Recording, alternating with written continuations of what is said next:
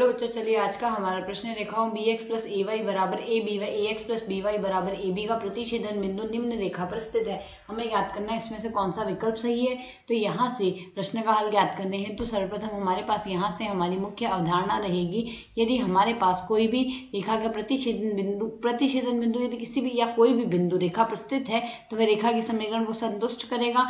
यदि बिंदु रेखा पर स्थित है, यदि बिंदु रेखा पर है तो वह समीकरण को संतुष्ट करेगा। रेखा पर है तो समीकरण को संतुष्ट करेगा, समीकरण को संतुष्ट करेगा। और समीकरण को संतुष्ट करने से तात्पर्य यहाँ पर होगा हमारे पास यहाँ से जब बाएं पक्ष में मान रखा जाएगा व दाएं पक्ष में मान रखा जाएगा, दोनों पक्ष बराबर आएंगे। तो यदि हम यहाँ से देखें, हमें पहली समीकरण क्या दी गई है, B x plus a y बराबर ए बी। यदि प्रथम समीकरण को हम ए से गुणा कर दे तो हमारे पास समीकरण किस में बदल जाएगी, यहाँ से समीकरण बदल जाएगी a b x plus a square y आ गया, बराबर हमारे पास क्या आ जाएगा, दाएं पक्ष में भी ए से गुणा करेंगे तो ए स्क्वायर बी आ गया। ठीक इसी प्रकार समीकरण 2 को हम यहाँ से b से गुणा करेंगे तो ए बी एक्स आ गया प्लस का बी स्क्वायर वाई आ गया, बराबर में आ जाएगा ए बी स्क्वायर। अब यहाँ से एक समीकरण से हम दूसरे समीकरण को घटा देंगे, तो यदि हम यहाँ से घटाएं तो ये चिन्ह परिवर्तित हो जाएंगे और ए बी एक्स से कट जाएगा और यहाँ से y यदि उभयनिष्ठ ले ले तो ए स्क्वायर माइनस बी स्क्वायर आ जाएगा। ठीक इसी प्रकार ये दाएं पक्ष में देखें तो यहाँ से हमारे पास a व b दोनों उभयनिष्ठ आ गए, यहाँ तो शेष बचेगा a माइनस यहाँ से शेष बचेगा b। तो यदि हम आगे और सरल करें तो यह मान हमारे पास क्या लिखा जा सकता है, y गुणा में a माइनस b, साथ ही आ जाएगा a प्लस बी और बराबर में हम यहाँ से क्या लिख सकते हैं, ए बी गुणा में आएगा a माइनस बी। तो यदि हम यहाँ से सरल करें a माइनस बी से कट जाएगा और y बराबर हमारे पास लिखा जा सकता है ए बी बट्टे ए प्लस बी, यह हमारे पास आ गया है। अब यदि हम यहाँ से समीकरण को पुनः देखें तो हमें क्या समीकरण दी गई, B x plus a y बराबर ए बी। यहाँ से हमारी समीकरण है B x plus a y बराबर है हमारे पास यहाँ से ए बी।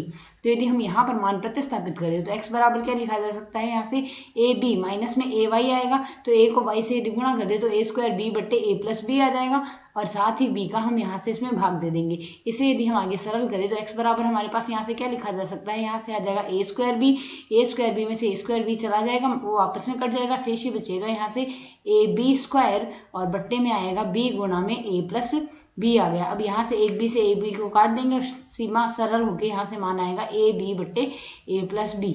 यहाँ से हमारे पास ए व बी दोनों के मान समान ही बने हैं, यहाँ से दोनों के मान समान बने, यही y का मान है, यही y का मान है, यही x का मान है, x व y के मान समान ही बने। तो यदि हम यहाँ से देखें हमारे पास क्या है, x बराबर यहाँ से हमारे पास बना है, x बराबर बना है यहाँ पर y, x बराबर y आ गया। अब यदि समीकरण 1 को देखें, समीकरण 1 कहती है x बराबर y माइनस y प्लस 4, तो यहाँ से यह विकल्प a तो सही नहीं होगा। अब यदि विकल्प b की चर्चा करें तो विकल्प b क्या कहता है, lx प्लस एम वाई गुणा में a प्लस बी। तो दायां पक्ष यदि हम यहाँ से लेके चलें lx प्लस एम वाई, तो दायां पक्ष LHS हमें विकल्प b के लिए lx प्लस एम वाई गुणा में है हमारे पास ए बी।